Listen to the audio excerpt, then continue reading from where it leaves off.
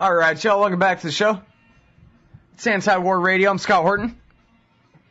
Our next guest is Joe Lauria. He's written for every major paper that matters in the world. Recently, the Wall Street Journal, I think. Anyway, this one's running at antiwar.com and a lot of other places, Consortium News and a few others. What Russia fears in Syrian conflict. Welcome back, Joe. How are you doing? I'm doing fine, Scott. Thanks a lot. How you doing? I'm doing good. Okay, so, yeah, I think I didn't mention, you're based at the United Nations in New York, and that's who you're talking with as the basis for this article, correct? That's right. Mm-hmm. Okay, good. So, well, let's start with, like in the title, the Russians. What are the Russian diplomats to the United Nations telling you about their position on this civil war in Syria? If that is what it is. Well, Russian diplomats at the UN are... They're only saying on the record that they're opposed to regime change in Syria, particularly if it's led by the West, such as in Libya.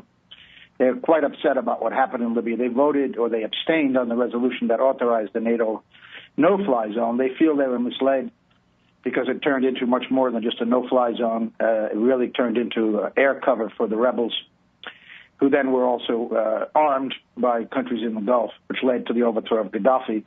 So they've seen many of their allies being overthrown, and they don't want to see this in Syria again.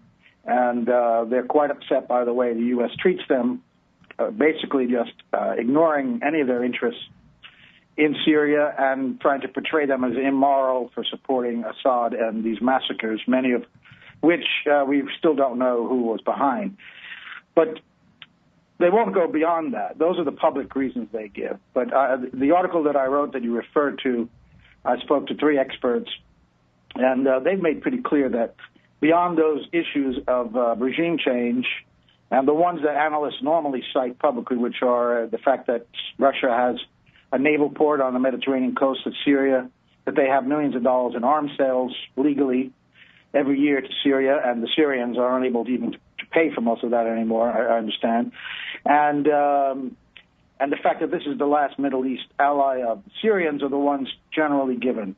But I found that it's quite a mystery, really, and it was not explored by the Western media why exactly Russia is so strongly supporting Assad in the face of this very, very vicious criticism from the West, very undiplomatic language. For example, Susan Rice, the U.S. ambassador to the UN, in a public meeting where Russia vetoed one of 2 resolutions that would have condemned Assad for this crackdown, said that the United States was disgusted by this. And Hillary Clinton has accused the Russians of lying about not sending offensive weapons to the Syrians. This is kind of rare diplomatic language right out in the public to attack Russia. So I wanted to look into why exactly what was behind Russia's support for the Syrians in the face of this criticism. And unfortunately, you don't get that in the Western media, particularly the U.S. media. And it's a very fortunate fact, because a basic rule of journalism, really journalism 101, is that there's at least 2 sides to every story. And we never, in international reporting, ever seem to get the other side of the story. The other side is demonized if they're seen to be an enemy or opposed to U.S. interests. And we only get what the U.S. government officials tell Western and American reporters. And and I don't really blame the government for doing what they do. They are going to spin the story their way and promote their own interests. That's what all governments do. If governments gave a balanced and honest account of what's really going on, then we wouldn't even need the media. They would just be able to we would just publish their press releases. But of course, that's not the case. They only give their point of view. So it's incumbent on the press to look at the other side of the story, not to take either side, but just to present them to the public. And that's what I tried to do in this piece, because we don't see any point of view of Russia in these stories. The way, for example, the lead up to the invasion of Iraq, Saddam was demonized, and when he presented a many page dossier of his weapons of mass destruction, in which he stated how and where and when all of these weapons were destroyed, it was dismissed immediately out of hand as a bunch of lies and propaganda from Saddam. And of course we know that, in fact, he had destroyed all those weapons of mass destruction. And this is not in any way to support Saddam or Assad. These guys are butchers. There's no question about that. It's an unfortunate fact that there's a kind of Manichaean view of international affairs, that if you should even dare to say that somebody who's opposed to the U.S. may be telling the truth somewhere, that you're branded as supporting that side. I had that problem way back in the 90s in writing about the Yugoslav civil wars.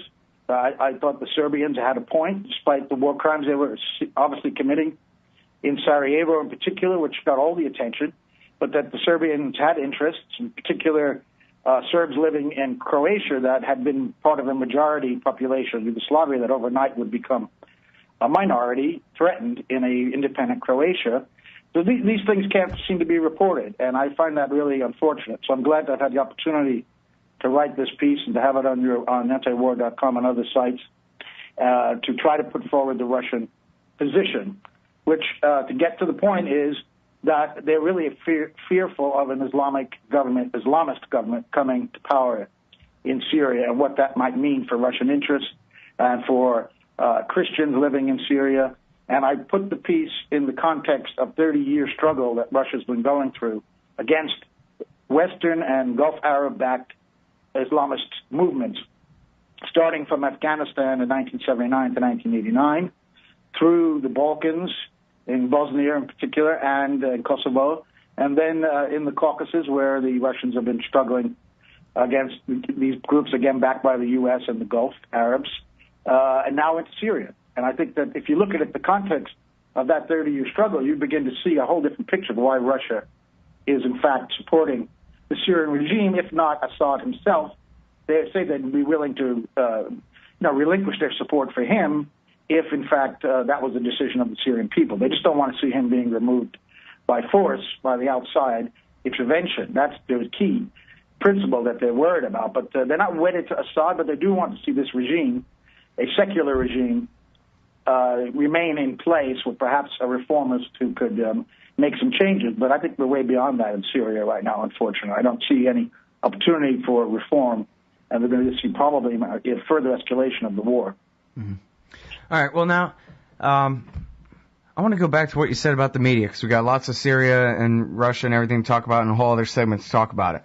But I just think it's a tragedy that it was perfectly reasonable that you digressed for a good minute and a half or two there to explain that you think it's important that a journalist ask basic questions about what the hell is going on in the world, and that this kind of thing is, de facto banned in America. We have what amounts to Russian-style state media here in the United States, where you have to kind of really give this elaborate disclaimer, and I don't blame you. I'm sure you've been through hell just for trying to get to the basic facts. The parallels you mentioned to the Iraq War and to intervention in the Balkans is obviously great examples. That really is the sad state of things. It's beyond the pale, or perhaps it's beyond the pale to even ask what interest does Russia have in Syria. I don't know if that means that you don't get to be invited to all the great cocktail parties with the Newsweek people or what, but the pressure must be immense. Well, I do get it. I still get invited to the cocktail parties because the articles that I wrote, like this one, don't get into the mainstream press, and that's why I'm grateful for alternative media, because that's where you can place a story like this. Oh, so they don't even know that you wrote something beyond the pale. Yeah. No. All right. No, they don't read those. I don't think they read those sites. No. Yeah. All right. Well, hold it right there. I'm sorry. We got to go out to this break. We're talking with Joe Lauria. He writes for the Wall Street Journal and everybody else. This one's at antiwar.com. What Russia Fears in Syrian Conflict, by Joe Lauria. It's at Consortium News, too. Robert Perry's site. We'll be right back. All right, y'all. Welcome back to the show. It's Anti-War Radio. I'm Scott Horton. I'm talking with Joe Lauria, reporter at the United Nations, about his piece, What Russia Fears in Syrian Conflict. We ran it at antiwar.com, I think, yesterday. Okay, so now, obviously, Russia's main problem with what's going on in Syria is that the Americans must be completely insane. They're going to turn Syria into a gigantic power vacuum war zone of Mad Max Iraq war proportions for probably years on end, like it's anyway, it's going to make Libya look like nothing, kind of a thing. And obviously that's their big worry, and I want to get to that. And I want to let you talk all about that here in just a second. But first two reasons on your list were much more pragmatic state reasons. Russia's alliance with Syria, and I don't know if anybody used the phrase all-important. I don't know that it's all-important. I'm only guessing it's all-important. This port, this naval port that Russia has a deal with Syria to use. Otherwise, their most southernmost port there is up in the Black Sea, and they got to cross the Straits of whatever there in Turkey to get to it. This is their base in Syria is their only base in the Mediterranean Sea. Am I right? That's correct. But so that's kind of a big deal, or not? It's not. I don't think it is that big of a deal. Russian diplomats I've talked to, there weren't any ships in there for a long time until recently, for one thing. And it's somewhat more symbolic than anything else. Okay. I don't know what value it gives beyond a prestige value to have Russian ships in the Mediterranean. It is a place where they bring shipments in to Syria in and out too. So I think, there's a value to it. But I don't think that if you focus on that as the reason why they want to keep Assad in power, I think that that's a very minor but a point that they have for wanting to keep a regime friendly to them, because an Islamic government perhaps might shut that port down, tell them to leave. But I don't think that would be very detrimental. And then now, how much about the arms sales then? How much does that amount to a year, or how much does that amount to in importance to the Russian government? It's several millions. I've seen all kinds of figures, hundreds of millions. They've been selling arms to Syria a long time. These are legal contracts. There is no arms embargo against Syria by the United Nations, meaning that they can send these arms to Syria if they want to. There is a EU and an American arms embargo. So there was this incident recently where a Russian ship was bringing these helicopters back to Syria that had been repaired. They were very old helicopters sold to Assad's father that Hillary Clinton, she spun the story like these were new helicopters being sent right in the wake of these horrific massacres. And it was just false, really. These were helicopters that had been sent back to Russia for repair. But on their way, they had been flagged under a European flag. I don't know what the flag was, but it was a European company that had insured this ship, so they were sent back as a violation of European sanctions. The Russians have now resent it under their own flag and with different insurance. So they're allowed to sell arms to Syria. Does it help? Probably not. But the Gulf is sending arms to the rebels. There's no question about that. And now we know from the New York Times that the CIA is there on the ground in Turkey trying to determine which arms go to which rebels so they're not in the hands of Al-Qaeda, which has entered this conflict on the side of the U.S. and the Gulf and the rebels. So, again, I think these are the reasons we hear all the time about the port and the arms sales, but it goes deeper than that. That's what I attempted to say in this. And to go back one moment about the media, this article was published, I hadn't told you, in South Africa in mainstream newspapers there, part of the independent newspaper chain, and in the UAE. So it's really an American issue that there's no interest in the other side of the story. We don't get that from Iran, and we didn't get it from Iraq. And what it does, again, is to help the U.S. U.S. government manage the perceptions in the U.S. about what their foreign policy interests are, which often, as this piece pointed out, it's very short term, where they back someone who is good for the American interests at the moment, but that later it comes back to bite them. There's so many examples: Noriega, Saddam, and now and in Afghanistan with the Mujahideen, out of which, yes, they defeated the Soviet Union. Yes, that was the primary cause of the collapse of the Soviet Union, which I think, as Brzezinski has pointed out, was the aim of trapping Russia into Afghanistan. But then out of that Mujahideen emerged Al-Qaeda, which came to wreak havoc on its former sponsors in Pakistan, Saudi Arabia, and in the U.S. So the long-range consequences of these short-term alliances, which, let's face it, from the Islamist movement's point of view, is a great deal. I mean, the Americans are coming to us and saying, we want to give you arms and money, And because right now our interests are aligned, so of course you're going to take that. But once you get to power, helped by the U.S. and the Gulf, then you have your own agenda usually. I mean, Saddam was helped to defeat Iran in the long Iran-Iraq war. Actually, it ended pretty much in a stalemate, but it stopped the Iranians and hurt them very badly after the Iranian Revolution. And then, of course, Saddam, left armed as he was, suddenly realized that he had this province that he thought was a province of Iraq called Kuwait, and moved in on it. So, the unintended consequences, long range, of short-term American policy is really at the root of this problem in Syria now.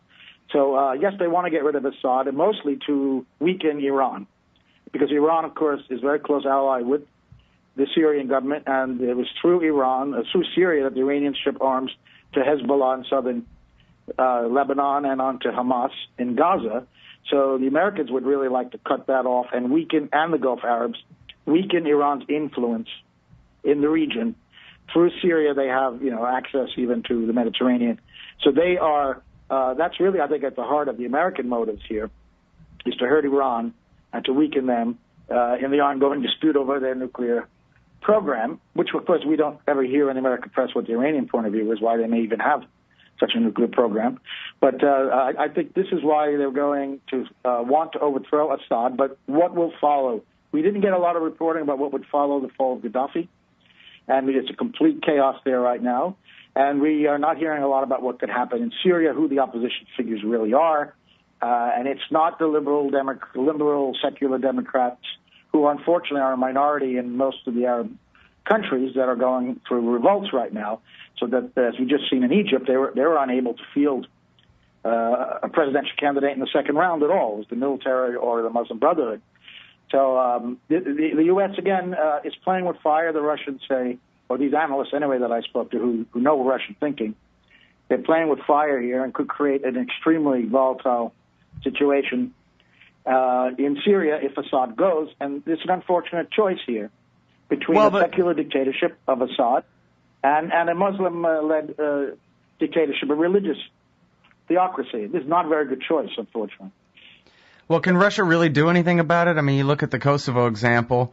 They just said, well, okay, you can veto us on the Security Council, so we'll just use NATO and do it. We won't even go to the UN. I mean, is Russia, they're not going to really fight about it if the Americans do escalate the war, right?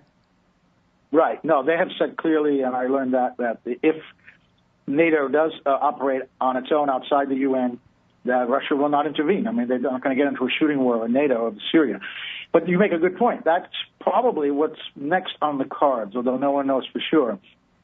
Because if the Obama administration is slightly more committed to multilateralism than the Bush administration was, they would like to see a UN resolution to approve a military intervention like a no-fly zone, which I think is the next stage, the first stage we would see in Syria. And, of course, Russia would veto that. There's no question about that. And as the Bush administration did not get the resolution that they wanted at the UN to invade Iraq, and it wasn't just Russia that opposed, it was their allies, Germany and France, too, on the Council at the time, as well as a majority of the other countries on the Security Council. They went ahead and invaded Iraq anyway, and that's what happened in Kosovo. There was a vote. Russia didn't have to veto because it got less than 8 votes on the Security Council, so it did not pass. Russia was able to abstain, and without the UN authorization, Clinton went ahead anyway with the operation in Kosovo. And about 2 weeks ago, Susan Rice made a kind of cryptic remark that if things don't improve and if Assad doesn't go, then we may have to take action outside this council, outside the Security Council. It was never fully explained by her what she meant. It could have been a politics because at the time Romney has been beating up Obama for being weak in Syria. But it could also have been opening the door to a possible NATO-led operation without a Security Council authorization. That is a possibility, but we're not there yet. All right, well, I think they're crazy. That's the only explanation. It's got to be that they're crazy. All right, we're all out of time. Thanks very much for your time, Joe. It's great to talk to you again. No problem. Thank you, Scott. Joe Lauria, everybody. We'll be right back.